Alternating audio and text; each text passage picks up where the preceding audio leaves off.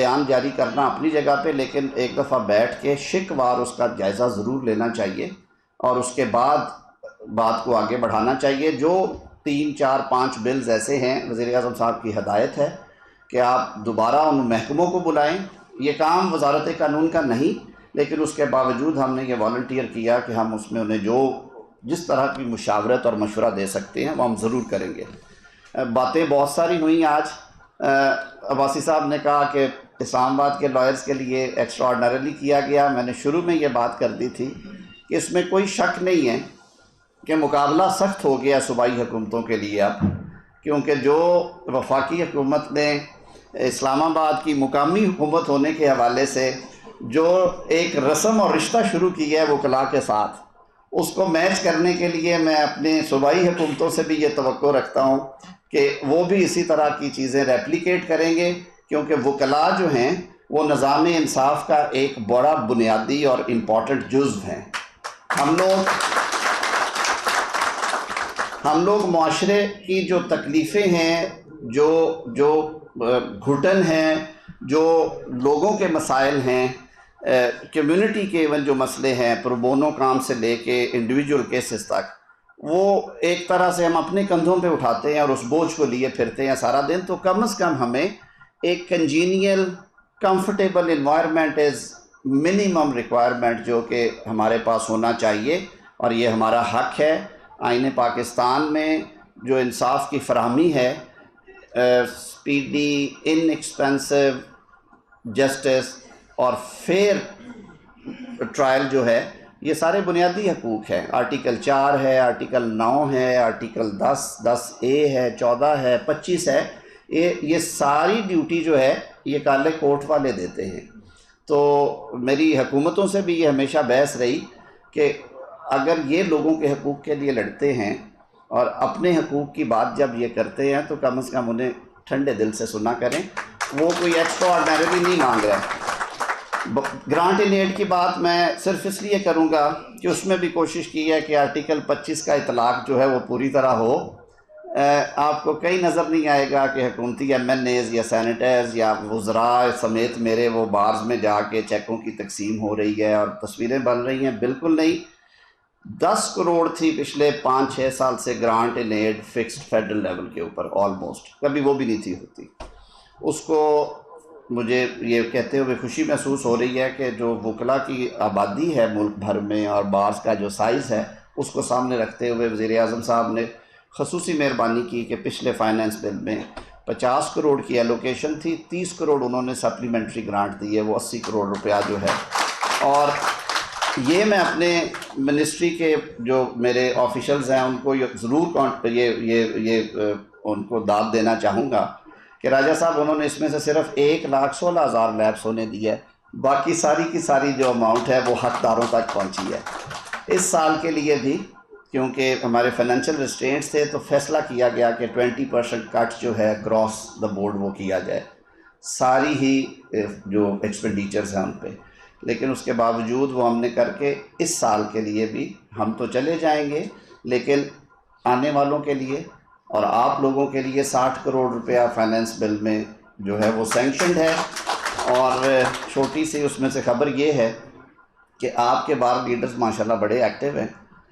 ابھی باقی دنیا سوئی ہوئی تھی تو انہوں نے اپنے کیسز تیار کر کے وہ بھیجے ہیں۔ تو اسلام آباد بار کونسل، اسلام آباد ہائی کورٹ بار ایسوسی ایشن اور ڈسٹرکٹ بار ایسوسی ایشن اسلام آباد کی جو گرانٹ ان ایڈ کے چیکس ہیں وہ میرے خیال میں پرسوں یا ترسوں آپ تک پہنچ جائیں گے اس مالی سال کے لیے۔ باقی علیم عباسی صاحب نے، میں لمبی باتیں نہیں کروں گا، میرے سارے قائدین انہوں نے ٹائم دیا آج سب کو، بلکہ اسلام آباد کو تو یہ بھی اعزاز ہے ماشاءاللہ حاصل کہ اس دفعہ جو پاکستان بار کونسل کی سربراہی ہے وہ بھی آپ ہی کے حصے میں ہے۔ میرے قائد جناب ہارون رشید صاحب بیٹھے ہیں، گو کہ انہوں نے سارے اختیارات حسن رضا پاشا کو دے دیے ہوئے ہیں۔ یہ کہ ان کی دوستی کا کوئی ایک ہے سلسلہ، میں ان سے پوچھوں وہ کہتے ہیں پاشے نو پوچھ لے، پاشا صاحب کو کہنا، میں نے ہارون صاحب کو پوچھ لو، میں نے کہا آپ مجھے کھلاتے رہتے ہیں۔ اور دوسرا انہوں نے بھون صاحب کو لاہور بٹھا دیا، کہتے ہیں اسی ہوں پنڈی والے اسی آپ ہی کریں گے اسلام آباد پنڈی دا۔ تو بات صحیح کی ہے علیم عباسی صاحب نے کہ ہم تو ایک دوسرے کا حصہ ہیں، اور ساری عمریں ہماری کٹھی گزری ہیں، کوئی چہرہ میرے لیے نیا نہیں ہے. شاہ جی ہاسی پہ وہ تھوڑا دیا. تو ایک اچھا اضافہ ہے جو کہ میری تو خواہش تھی کہ اسے بھی اس کام پہ ڈالوں، لیکن اسلام آباد کے وکلاء نے اور مسلم لیگ نون لائر فورم نے اللہ کی مہربانی سے عطا اللہ طارڑ کو دوبارہ کوٹ بھی پہنا دی ہے، کالی ٹائی بھی پہنا دی ہے، جو کہ عطا اللہ طارڑ نے بڑی دیر سے یہ کام چھوڑا ہوا تھا. ماشاءاللہ LLB آنرز ہے لنڈن سے عطا، اور بڑا اچھا وکیل ہے، بس ذرا سیاست میں زیادہ چلے گئے تھے. تو میں نے کہا کہ عطا جو پرپیچوٹی ہے نا وہی ٹھیک ہوتی ہے، وہیں پہ رہو جہاں پہ سارا کچھ ہے. تو علیم عباسی صاحب نے کہا کہ اب یہ کام اس کے ذمے، اس کی بات بھی سن لیں. میں نے علیم صاحب کو کہا کہ آپ میرا آڈٹ کریں، پچھلے 14 ماہ میں میری طرف سے بتائیں. میں بلینز نہیں گنوں گا کہ یہ نہ ہو کہ میرا احتساب شروع ہو جائے باقی صوبوں میں. تو اب یہ بتائیں کہ اس کے بعد میری اب بیٹری ہو گئی ہے بالکل لال نشان سے بھی نیچے. تو آپ کے پاس ایک وہ سپیئر بیٹری ہوتے تھے فونوں میں، ہم پہلے وہ پیچھے بینک ہوتا تھا ٹیلی فون کے ساتھ لگ جاتا تھا. میں نے کہا آپ کے پاس ایک فون بینک ہے، اب تھوڑی سی چارجنگ وہاں سے لے لیں. تو اگلے کام جو ہیں آج کے بعد کے جو کام ہیں وہ عطا اللہ طارڑ کی ذمہ ہے انشاءاللہ العزیز. میں اب آپ کے ساتھ مطالبہ کرنے والوں میں ہاتھ کھڑا کر کے اس کو کہوں گا کہ بھی یہ کام آپ ہمارا کروائیں. آپ سب دوستوں کی محبتوں کا، آپ کے پیار کا، آپ کے خلوص کا بہت بہت شکریہ. اسلام آباد بار ایسوسیشنز اور بار کاؤنسلز، میں اگر ایگزیجریٹ نہ کروں تو میں یہ دل سے بات کرتا، تو میں بلکہ یہ دیکھیں عطا صاحب، یہ ہماری جو ڈیموکریسی کی خوشی اور اچھی بات ہے نا، وہ دیکھ لیں کہ راجہ زائد اور چودھری اسیب دونوں یہ ایسے بیٹھے ہوئے ہیں. یہ کبھی انہیں فروری میں دیکھیں، آپ کو سمجھ آ جائے گی.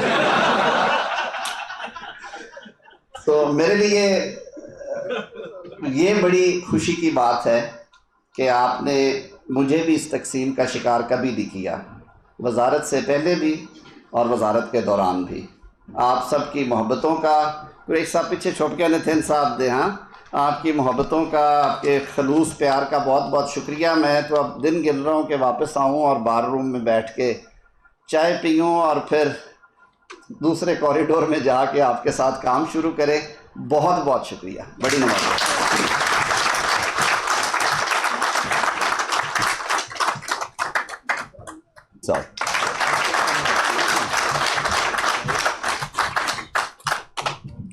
بسم اللہ الرحمن الرحیم. اعظم نذیر طارڑ صاحب کا جتنا بھی شکریہ ادا کریں وہ کم ہے، اس لیے کہ ہمیں ان کو کام بتانے کی ضرورت نہیں پڑتی. یہ خود وکیل ہیں اور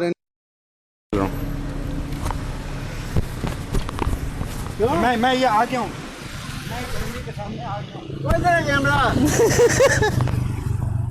کیمرہ ادھر ہے.